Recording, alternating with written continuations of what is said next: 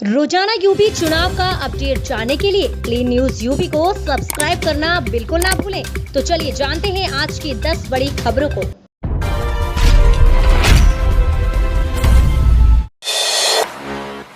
UP mission 2022 Aparna Yadav के भाजपा में शामिल होने पर सपा अध्यक्ष अखिलेश यादव ने दी बधाई। जाने आगे क्या बोले।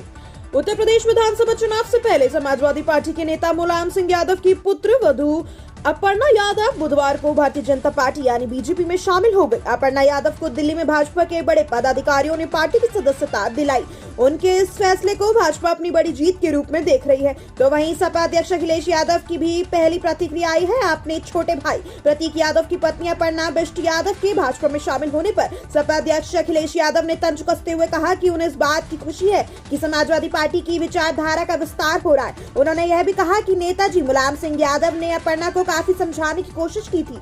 लखनऊ स्थित सपा मुख्यालय में बुधवार को आयोजित प्रेस कॉन्फ्रेंस में अखिलेश यादव ने कहा कि सबसे पहले मैं बधाई दूंगा और शुभकामनाएं। सपा अध्यक्ष अखिलेश यादव ने कहा कि समाजवादी पार्टी की सरकार में समाजवादी पेंशन योजना फिर से शुरू किया जाएगा और इसके अंतर्गत जरूरतमंद महिलाओं और बीपीएल परिवारों को प्रतिवर्ष 18,000 रूपए पेंशन देने का काम किया जाएगा। इसके पहले 6,000 रूपए दिया जाता था। इस योजना का लाभ महिलाओं व बहनों को मिलेगा। सपा अध्यक्ष अखिलेश यादव ने विधानसभा चुनाव लड़ने के सवाल पर कहा कि मैं आजमगढ़ की जनता से अनुमति लेकर ही चुनाव लड़ूंगा। अगर चुनाव लड़ा तो क्योंकि वहां के लोगों ने मुझे जिताया था, मैं वहां से सांसद हूं। यूपी चुनाव 2022 बसपा ने पहले चरण के लिए 12 और नाम घोषित किए। 6 प्रत्याशी बदले। यहाँ देखें पूरी लिस्ट।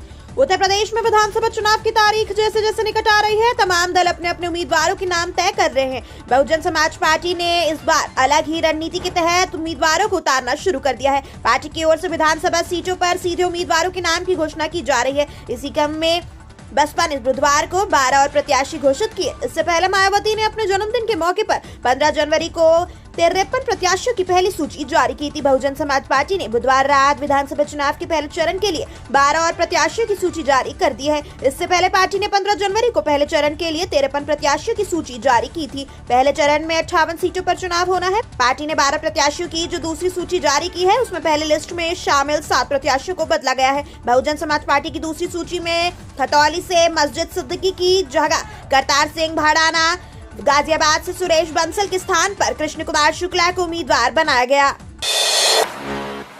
भाजपा के संपर्क में शिवपाल यादव के दावे ने चढ़ाया सियासी पारा। ट्वीट कर लक्ष्मीकांत वाजपेयी को दिया जवाब।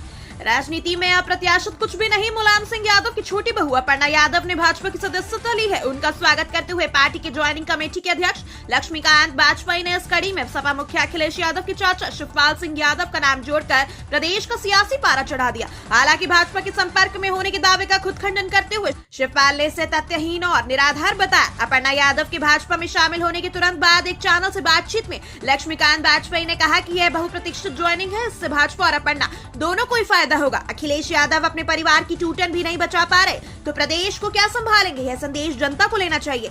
भाजपा नेता के इस बयान को सत्ता के गलियारे में हवा मिली तो तुरंत ही शिवपाल आगे आए और ट्वीट के माध्यम से इसका खंडन किया। अखिलेश यादव ने नेतृत्व वाले समाजवादी पार्टी गठबंधन के साथ हूँ और अपने समर्थकों से आह्वान करता हूँ कि प्रदेश की भाजपा सरकार को उखाड़ फेंक दें एवं प्रदेश में समाजवादी पार्टी की गठबंधन वाली सरकार बनाए। आजादी के अमृत महोत्सव की आज से शुरुआत। पीएम मोदी करेंगे कार्यक्रम को संबोधित।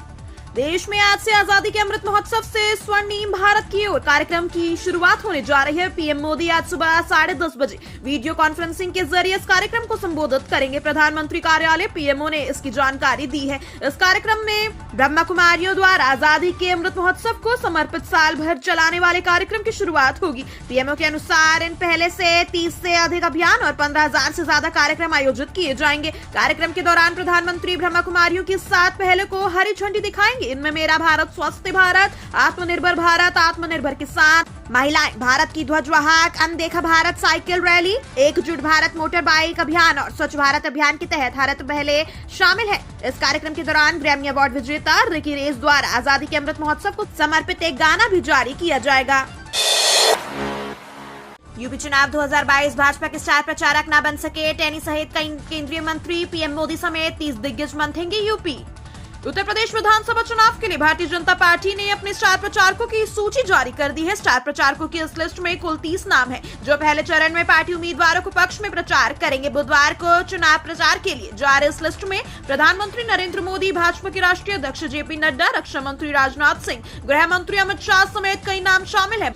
बता दें, कोविड के बढ़ते मामलों की वजह से निर्वाचन आयोग ने फिलहाल रैलियों और चुनाव प्रचार पर 22 जनवरी तक के लिए रोक लगा रखी है। ऐसे में नेता और राजनीतिक दल वर्चुअल रैली पर जोर दे रहे हैं। विधानसभा चुनाव के लिए भाजपा ने स्टार प्रचारकों की सूची भी तमाम पहलुओं को ध्यान में रखते हुए जारी की है। प्रधानमंत्री नरेंद्र मोदी, राष्ट्रीय अध्यक्ष जेपी नड्डा, रक्षा मंत्री राजनाथ सिंह और गृह मंत्री अमित शाह और प्रदेश के दिग्गज नेताओं के अलावा उन नेताओं को शामिल किया गया है जिनका जातीय या क्षेत्रीय प्रभाव मतदाताओं पर पड़ सकता है। इसके साथ ही केंद्रीय गृह राज्य मंत्री अजय मिश्र टेनी सहित सांसद मेनका गांधी और वरुण गांधी जैसे उन नेताओं को किनारे कर दिया है जो पार्टी को समय समय पर असहज करते रहते हैं।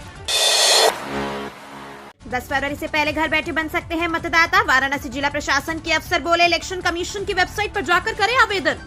वाराणसी जिले के ऐसे लोग जो 18 वर्ष की आयु पूरी कर चुके हैं और अब तक मतदाता सूची में अपना नाम नहीं दर्ज करा पाए, उनके लिए अच्छी खबर है। वे चाहे तो घर बैठे भी मतदाता बन सकते हैं। इसके लिए उन्हें इलेक्शन कमीशन ऑफ इंडिया की वेबसाइट पर जाना होगा। इसके बाद नेशनल वोटर सर्विस ऑप्शन पर जाकर apply online for registration of new voter पर क्लिक करना होगा। मांगी गई जानकारी देने के साथ ही जरूरी कागजात सबमिट कर उन्हें आवेदक की ईमेल पर पर्सनल वोटर आईडी पेज का लिंक आएगा। इस लिंक के माध्यम से आवेदक अपने वोटर आईडी एप्लीकेशन को ट्रैक कर सकेगा। बता दें कि इसी क्रम में आगामी 25 जनवरी को राष्ट्रीय मतदाता दिवस मनाया जाएगा। वाराणसी के जिला निर्वाचन आयोग ने अफसरों ने बताया कि अब तक जो मतदाता नहीं बन पाए उनके लिए आखिरी अवसर है। 10 फरवरी से पहले ऑनलाइन और ऑफलाइन फॉर्म भरकर 7 मार्च तक होने वाले विधानसभा चुनाव के लिए 18 वर्ष की आयु पूरी कर चुके लोग मतदाता बन सकते हैं। यह तो अपने क्षेत्र के बीएलओ से संपर्क कर लें या फिर प्रारूप 6 फॉर्म भर के मतदाता बनने के लिए आवेदन किया जा सकता है या फिर इलेक्शन कमीशन ऑफ इंडिया की वेबसाइट की मदद ली जा सकती है। बीजेपी का डीएनए ही किसान विरोधी, अन्नदाता का दर्द 100 गुना बढ़ा। भूपेश बघेल। छत्तीसगढ़ के मुख्यमंत्री भूपेश बघेल ने बुधवार को सत्तारूढ़ी भारतीय जनता पार्टी पर किसानों से वादा खिलाफी का आरोप लगाया। बघेल ने कहा कि केंद्र की मोदी नीति सरकार और भारतीय जनता पार्टी का डीएनए ही किसान मजदूर विरोधी है। उन्होंने कहा कि मोदी सरकार और बीजेपी ने अन्नदाता किसानों को आघात कर दिया है। मोदी ने 28 फरवरी 2016 के बरेली में आयोजित एक रैली में देश के किसानों से वादा किया था कि 2022 तक किसानों की आय दोगुनी कर देंगे और स्वामीनाथन कमेटी की सिफारिश लागू करेंगे। बघेल ने कहा 2022 आ गया है, आया तो दोगुनी नहीं हुई, दर्द 100 गुने हो गए। भारत के गरीबों, मजदूरों और किसानों ने मोदी से वादे पर एतबार करके बीजेपी को वोट दिया, मगर उनके साथ विश्वासघात किया गया है। सच तो यह है कि मोदी सरकार और भाजपा का डीएनए ही किसान मजदूर विरोधी है। इस मौके पर बघेल और कांग्रेस की राष्ट्रीय प्रवक्ता सुप्रिया श्रीनेत ने कहा कि किसानों की बदहाल स्थिति पर आमदनी ना हुई दोगुनी, दर्द 100 गुना शीर्षक का श्वेत पत्र जारी किया। छत्तीसगढ़ के मुख्यमंत्री ने कहा कि उत्तर प्रदेश में कांग्रेस की सरकार बनी तो आवारा पशुओं के संबंध में छत्तीसगढ़ मॉडल लागू किया जाएगा। किसानों से गोबर खरीदा जाएगा ताकि उनकी आमदनी बढ़ा सके। ना फिजिकल ना डिजिटल, चुनाव में रैलियां हो रही फिजिकल, कैसे प्रचार पर निकले प्रत्याशी। उत्तर प्रदेश, पंजाब समेत 5 राज्यों के चुनाव में भले ही प्रत्याशी डिजिटल कैंपेन का प्रयास कर रहे हैं, लेकिन इतना ही काफी नहीं। यदि आप किसी नेता का भाषण या कैंपेन सोशल मीडिया पर देखते हैं तो वह अगले दिन आपके दरवाजे पर भी आकर धमक सकता है। ऐसे नेताओं की डिजिटल और फिजिकल को मिक्स करने वाली फिजिकल स्ट्रेटेजी कहा जा रहा है। कोरोना काल में नेताओं के लिए सोशल मीडिया ही प्रचार का सबसे बड़ा माध्यम बन रहा है, लेकिन अब भी उम्मीदवार फिजिकल कैंपेनिंग को अपने लिए बेहतर मान रहे हैं। यही वजह है कि शहर से लेकर गाँव तक में अपने कुछ समर्थकों को लेकर प्रत्याशियों की ओर से जनसंपर्क किया जा रहा है। उत्तर प्रदेश के पहले राउंड के लिए फिलहाल प्रचार तेज है और यहाँ यही रणनीति देखने को मिल रही है। नेताओं का कहना है कि डोर टू डोर कैंपेन से वोटरों के साथ पर्सनल कांटेक्ट बनता है, जो चुनाव के लिए बहुत जरूरी है। चुनाव आयोग ने 22 जनवरी तक रैलियों पर, नुक्कड़ सभाओं और रोड शो पर रोक लगा दी है। यही नहीं, तय माना जा रहा है कि यह रोक आगे भी बढ़ेगी। इसकी वजह है कि कोरोना के केसों में लगातार इजाफा जारी है। गुरुवार को नए केसों का आंकड़ा तेजी से बढ़ते हुए 3 लाख के पार पहुंच गया और एक ही दिन में 400 के करीब मौतें हुई। ममता बनर्जी की हिंदी पर शुवेंदु अधिकारी का तंज, बोले मुझे नहीं मालूम अखिलेश यादव को उनके प्रचार से कैसे होगा फायदा। पश्चिम बंगाल की नेता प्रतिपक्ष शुवेंदु अधिकारी ने समाजवादी पार्टी के समर्थन में ममता बनर्जी के प्रचार करने के निर्णय पर तंज किया। शुवेंदु अधिकारी ने पश्चिम बंगाल की मुख्यमंत्री की हिंदी बोलने की शैली और राजनीतिक छवि पर निशाना साधते हुए कहा कि मुझे नहीं मालूम कि उनके प्रचार से अखिलेश यादव की समाजवादी पार्टी को कितना फायदा होगा। शुवेंदु अधिकारी ने कहा कि ममता बनर्जी की राजनीतिक छवि सनातनी है और विरोधी भी।